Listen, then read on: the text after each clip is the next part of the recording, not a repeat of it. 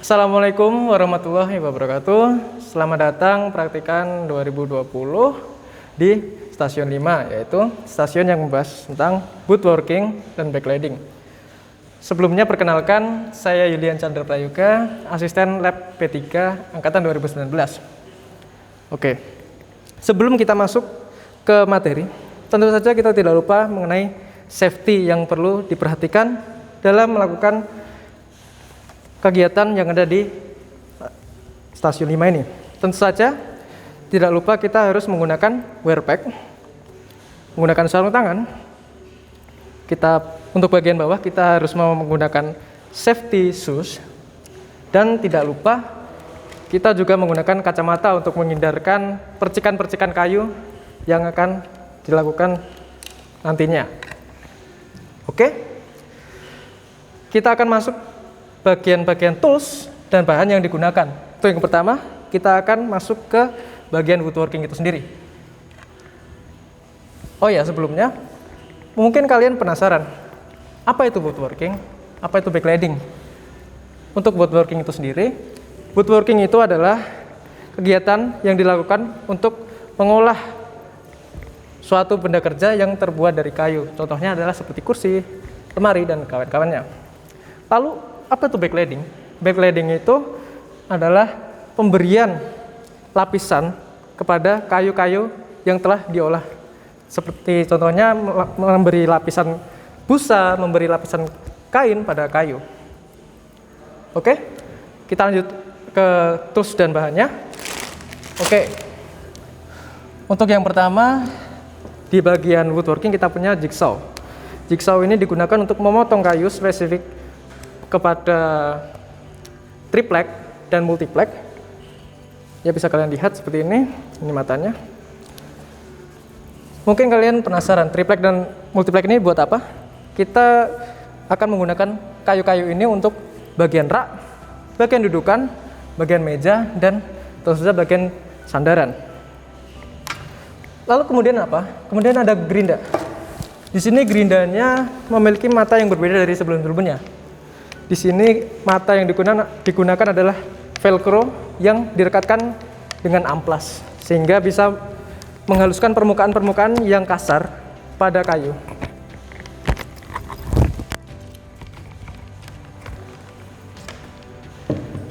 Kemudian kita punya ruler atau penggaris yang tentu saja kita akan menggunakannya untuk menggambar dan mengukur ukuran-ukuran dari part-part yang akan kita buat nantinya. Kita kemudian ada malet di sini. Malet ini akan kita gunakan untuk menempatkan, di sini ada tinat, menempatkan tinat ke triplek atau multiplek yang nanti akan kita proses. Kemudian tentu saja ada obeng untuk mengencangkan skrup. Ada HPL cutter yang spesifik hanya digunakan untuk memotong HPL. Kemudian ada bagian perleman. Di sini kita menggunakan dua lem. Yang pertama ini lem yang digunakan untuk mengelem kayunya antara kayu dengan HPL, dan kita menggunakan lem yang akan digunakan pada kayu dan tinat. Seperti ini. Oke, untuk bahannya sendiri kita yang pertama ada busa. Busa ini ada dua jenis ya. Busa yang ukurannya lebih tebal seperti ini dan lebih tipis. Yang lebih tebal ini kita gunakan untuk part dudukan, dan yang lebih tipis ini kita gunakan untuk part sandaran. Kemudian untuk bagian pelapis paling luarnya kita menggunakan kain seperti ini. Kain seperti ini ya, bisa dilihat.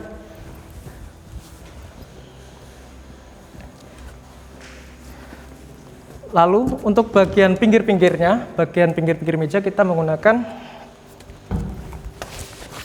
ini. Ini adalah list meja yang digunakan untuk menutup bagian pinggiran-pinggiran meja yang nanti akan kalian buat.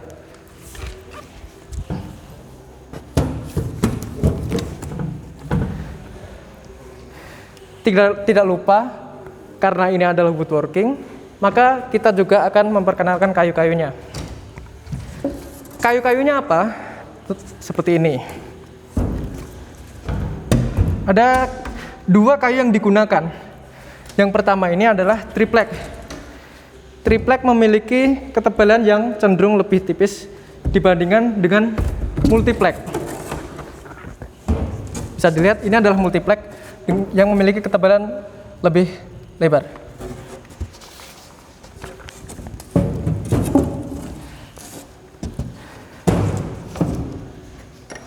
Dalam menghaluskan lebih presisi, kita tentu saja menggunakan amplas. Dipastikan setelah menggunakan gerinda tadi, kita memerlukan amplas yang sangat tipis, yaitu sekitar kita menggunakan ukuran 1500. Lalu untuk lebih detailnya bagian backlighting, tentu saja kita menggunakan parutan. Di sini mungkin kalian bingung, parutan buat apa sih? Parutan kita gunakan untuk membuat lekukan pada busa yang digunakan pada dudukan, sehingga hasilnya bisa membuat cekungan seperti ini. Oke. Lalu next ada apa? Kita punya gunting. Terus tentu saja gunting kita gunakan untuk memotong kain. Lalu ada apa lagi? Kita punya cutter, tentu saja sebagai pemotong untuk bagian backlightingnya. Kita juga ada gun taker. Di sini gun taker digunakan untuk memasang kain yang telah digunakan dalam melapis busa yang telah direkatkan pada kayu-kayunya. Oke. Kemudian ini adalah contoh dari produk-produk yang telah jadi. Di sini ada sandaran. Di sini ada meja. Kemudian di sini ada dudukan, contohnya seperti ini. Dan ini adalah rak. Oh ya, mungkin kelewatan. Kita dalam menggunakan rak ini, kita perlu melapisinya yang bagian atas dengan HPL. Seperti yang saya katakan tadi, perlu menggunakan HPL cutter untuk memotongnya.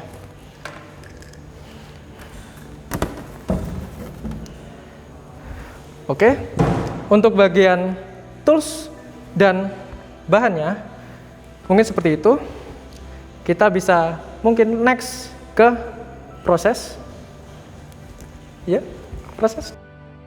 Oke, baik. Untuk langkah pertama untuk woodworking dan backlighting adalah melakukan pengukuran. Kemudian di sini sudah ada mal dengan ukuran yang telah ditentukan. Sama di sini juga udah ada multiplex. Kita langsung aja melakukan pengukurannya.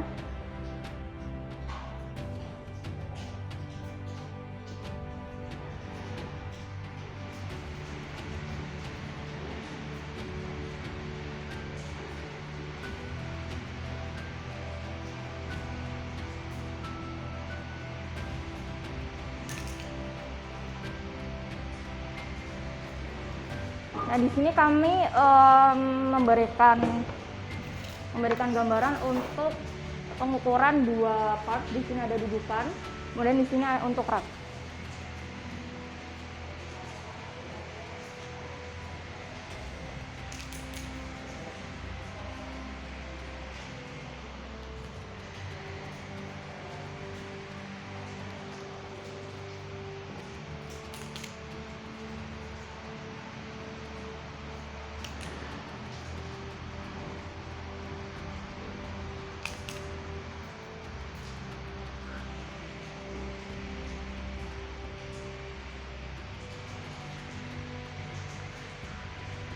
Oke, selesai. Jadi ini setelah diukur akan dilakukan pemotongan menggunakan jigsaw. Oke. Ketika mal sudah melakukan pengukuran pada kayu, kita bisa kemudian melakukan setup dengan alat-alatnya. Alat-alatnya sudah saya sebutkan kemarin, ada apa saja? Ada jigsaw dan ada grinder. Untuk setupnya, pertama-tama kita akan melakukan setup jigsaw. Bisa kalian lihat di sini ada lubang untuk kunci L dan mata yang akan kita gunakan seperti ini. Ini adalah mata jigsaw.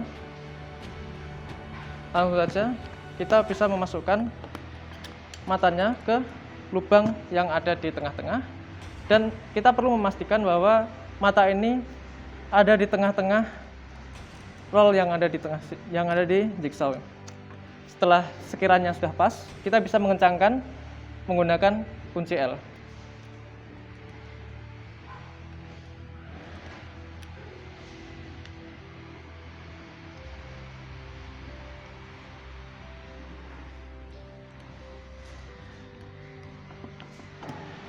Oke, bisa dilihat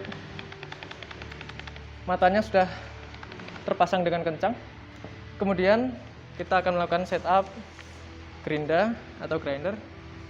Berbeda dengan sebelumnya, dan sudah saya jelaskan di segmen sebelumnya, bahwa mata yang digunakan ini bukan gerinda yang sebelumnya, yaitu hari ini kita menggunakan velcro yang mana akan direkatkan dengan amplas. Untuk memasangnya seperti memasang mur pada skrup, kita memutar searah jarum jam clockwise di sini. Dan jangan lupa kita menekan tombol lock untuk membantu mengencangkan. Nah, sekiranya sudah kuat, langsung saja kita tempelkan amplas yang akan kita gunakan. Oke. Amplasnya sudah terpasang. Setelah mesin telah tersetup, kita bisa langsung melakukan pemotongan multiplek dan triplek. Oke, dalam melakukan pemotongan kayu, seperti yang saya sebutkan sebelumnya, kita perlu menggunakan safety. Untuk kali ini, saya sudah menggunakan semuanya, dan sekaligus kita menggunakan kacamata safety untuk mencegah cipratan kayu menuju ke mata. Setelah di setup, kita bisa langsung memasukkan colokan dari jigsaw ke aliran listrik, dan pastikan bahwa jigsaw telah menyala. Bisa dilihat jigsaw telah menyala. Kemudian kita untuk mengantisipasi ukuran yang cukup berbeda, kita harus memotong setidaknya berdasarkan allowance. Di sini telah ditandai menggunakan spidol, jadi kita setidaknya memotong di bagian luar dari spidol ini atau marker. Ya, akan saya mulai pemotongannya. Dalam melakukan pemotongan, tangan harus posisi steady, tenang, dan langsung saja kita potong.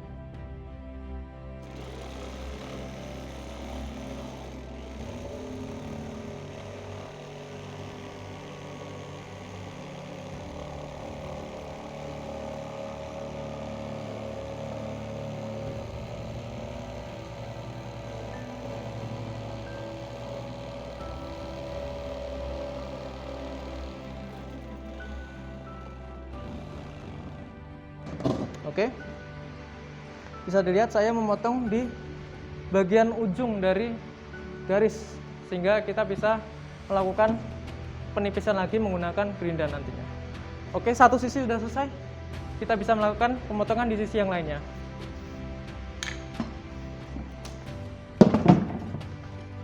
Kita sesuaikan dulu apakah bagian bawah aman dengan plat yang ada di jigsaw. Sekiranya sudah aman, kita langsung lakukan pemotongan lagi. Seperti yang saya sebutkan tadi, steady, dan langsung saja kita potong.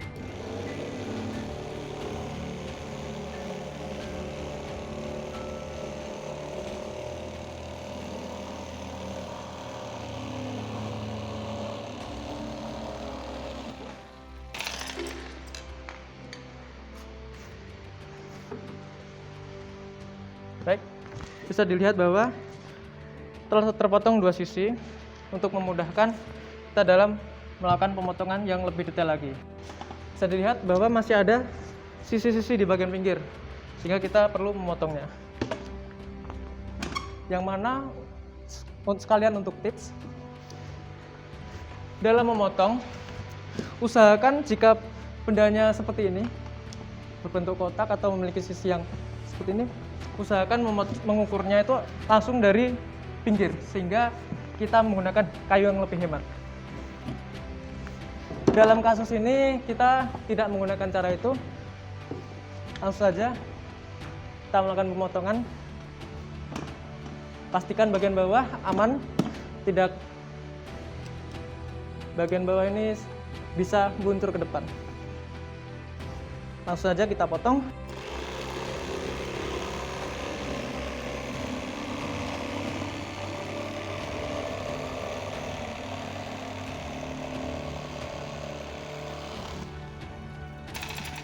Oke. Kemudian di sisi yang sebelah sini masih ada garis. Kita potong lagi. Oh ya, sekalian, karena di sisi-sisinya ini melengkung, untuk itu kita perlu melakukan pemotongan yang lebih detail lagi nantinya.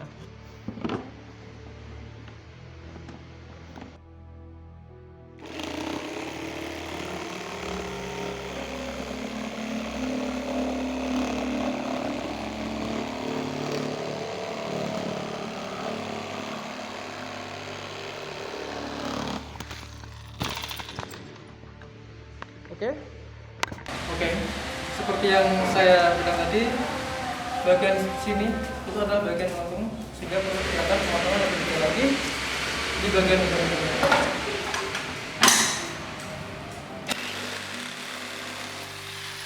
Tidak usah terlalu detail, kita potong saja untuk mengurangi yang akan kita lakukan pada grinder.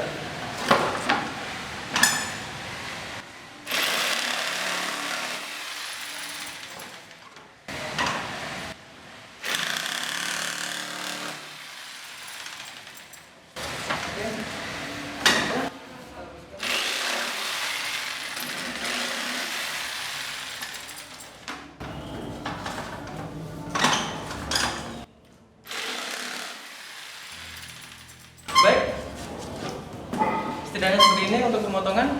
Terlihat setelah melakukan pemotongan menggunakan jigsaw, kita bisa menghaluskan sisi-sisinya menggunakan grinder.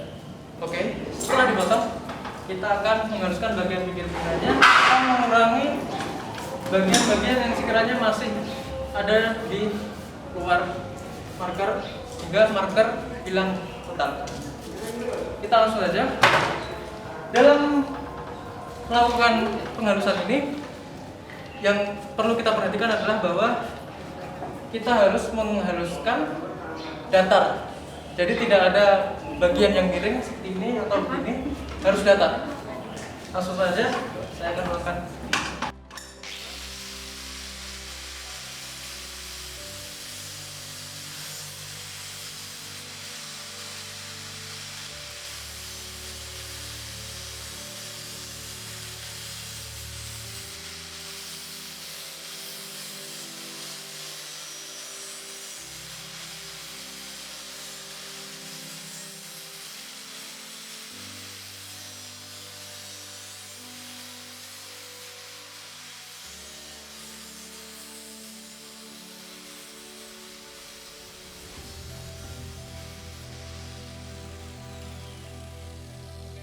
Di satu sisi sudah menjadi halus, tinggal di sisi-sisi lainnya.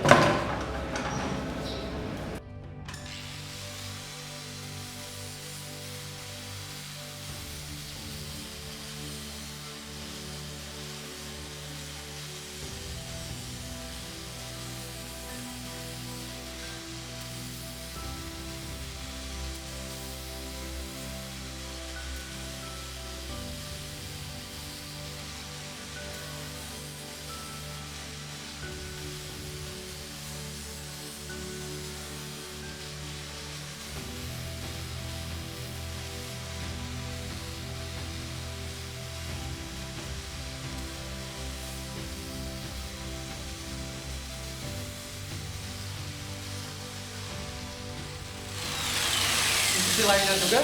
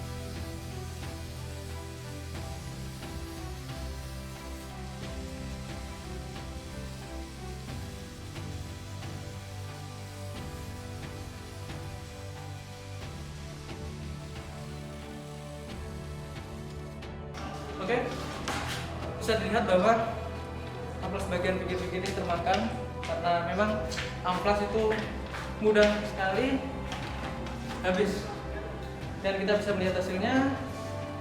Pinggiran-pinggiran ini halus, walaupun belum perfectly halus. Kita bisa memperhalusnya lebih halus lagi menggunakan amplas 1500. Oke, kita telah mengganti matanya menjadi diameter yang lebih besar, yaitu ukuran 8 mm. Langsung saja kita coba drill seperti tadi. Caranya kita dekatkan mata bor dan paskan sampai di penanda yang sudah dibuat. Kemudian tahan dan nyalakan mesin.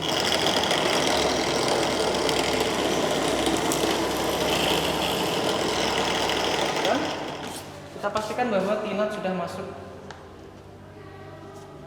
Oke, bisa dilihat bahwa tinat sudah bisa masuk ke dalam lubang, dan ini adalah ukuran yang pas untuk melakukan drilling dan memasukkan tinat. Untuk lubang-lubang yang lain masih sama. Kita pastikan lagi seperti tadi. Kita tahan, nyalakan.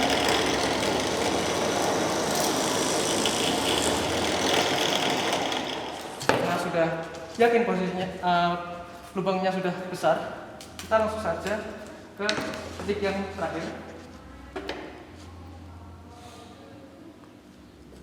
Masih sama caranya.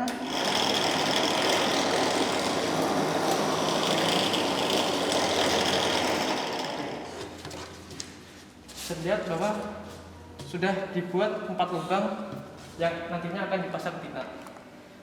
Oke. Untuk selanjutnya kita akan melakukan proses pemasangan tinat pada multiplek ini. Oke, di sini kita akan melakukan pemasangan tinat pada multiplek yang telah kita lubangi tadi. Kita sudah mengetahui bahwa lubangnya sudah bisa masuk ke lubang. Nah, untuk spesifikasi ini adalah tinat yang bisa dimasuki oleh skrup dengan ukuran M6, yaitu dengan ukuran threadnya M6. Oke, karena kita sudah tahu bahwa tinat sudah bisa masuk ke lubang dan skrupnya sudah pas terhadap tinat, kita langsung saja melakukan pemasangan. Pertama-tama, apa yang perlu kita butuhkan, yaitu kita perlu mallet, dan kita perlu lem. Di sini kita menggunakan lem Brona. Oke, langsung saja. Pertama-tama kita perlu, saya akan memperlihatkan tugas lagi. Kita perlu memberikan lem di sini pada sisi-sisi lubang.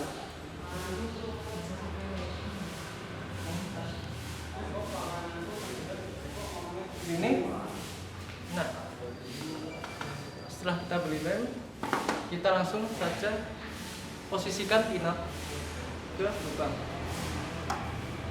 Nah, jika posisinya sudah pas, langsung saja kita pukul menggunakan mallet sampai tinatnya terpasang.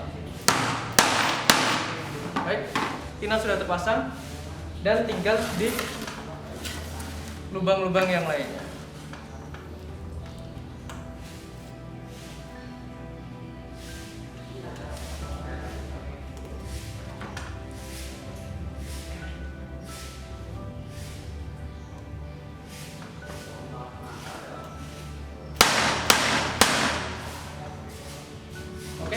Dalam kasus ini, kenapa susah masuk? Sebelumnya saya bersihkan dulu. Kenapa susah masuk? Dalam kasus ini, karena masih ada serabut-serabut kayu yang menghalangi.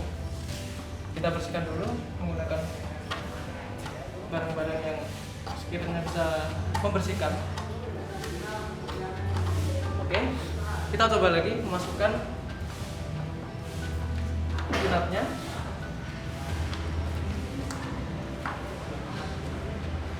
Oke, seharusnya ini sudah bisa masuk.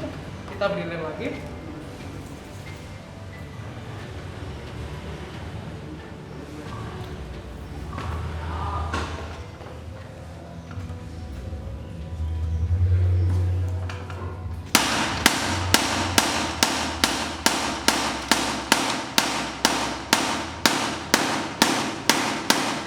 Oke, tinat sudah masuk.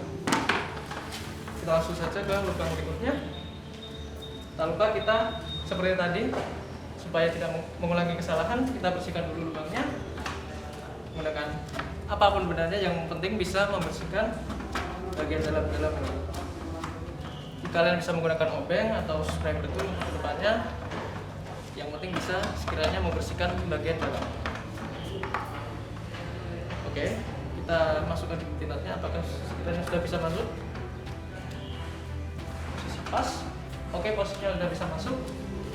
Kita beri lem lagi.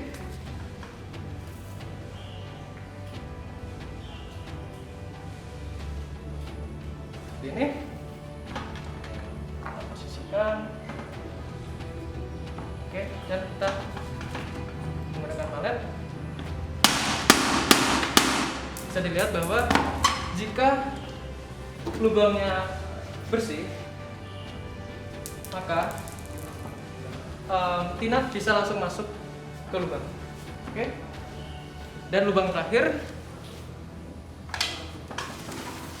di sini bisa dilihat bahwa belum dibersihkan. Kita bersihkan dulu lubangnya.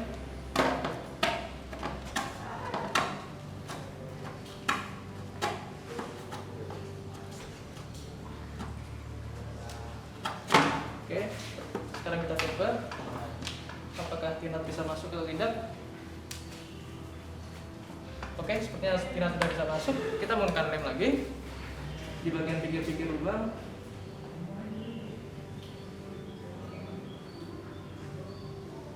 Oke, dan kita pasang tinat.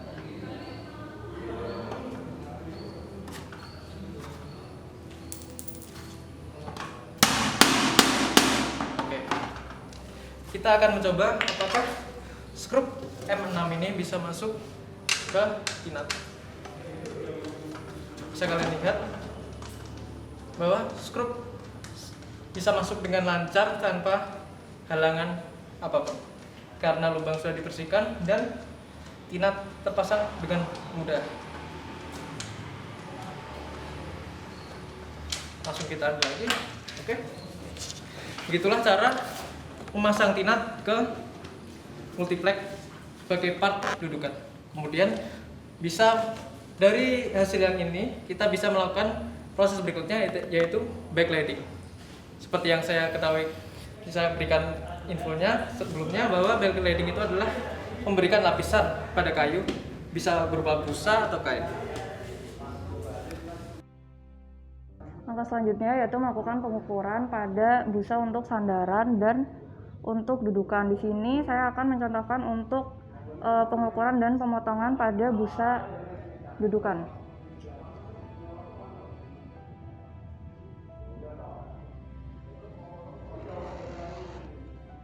Seperti pengukuran pada sebelumnya, jadi kita tinggal meletakkan mal pada busa yang akan kita beri ukuran.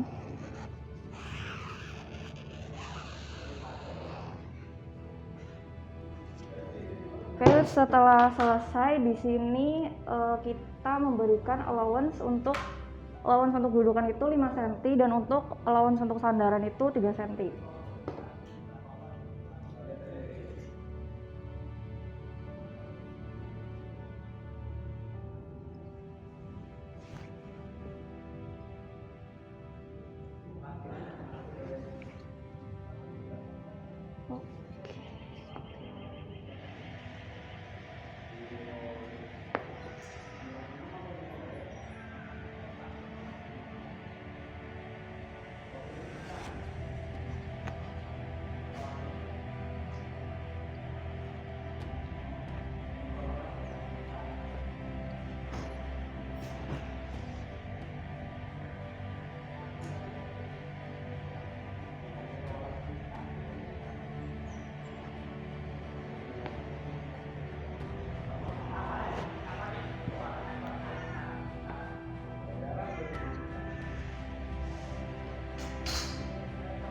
Oke, selanjutnya setelah kita memberikan pengukuran allowance 5 cm pakai titik-titik aja, selanjutnya kita akan melakukan pemotongan menggunakan mata gergaji.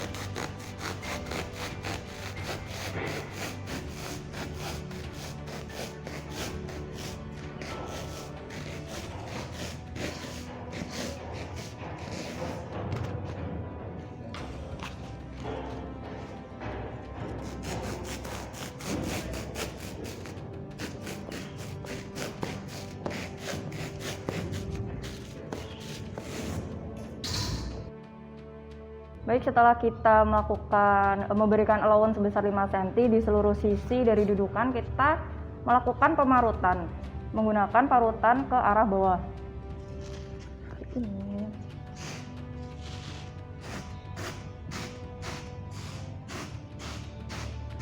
Jadi ini pemarutan ini dilakukan di seluruh sisi dudukan.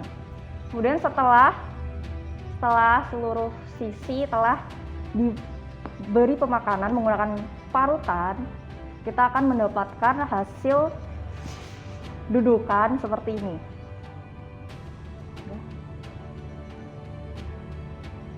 Jadi ini sisi-sisinya sudah melewati pemakanan dengan parutan. Setelah kita selesai membuat busa dudukan, sudah diparut tadi, sudah rapi, kita akan melakukan backlighting menggunakan kain yang telah kita ukur sebelumnya. Jadi untuk posisinya seperti ini. Oke, sudah. Kemudian proses backlighting ini kita menyatukan dari triplek, busa, dan kain menggunakan gun tacker. Jadi saat kita gun tacker, pastikan sisinya ini bisa menjadi sisi-sisi padat, jadi lebih rapi.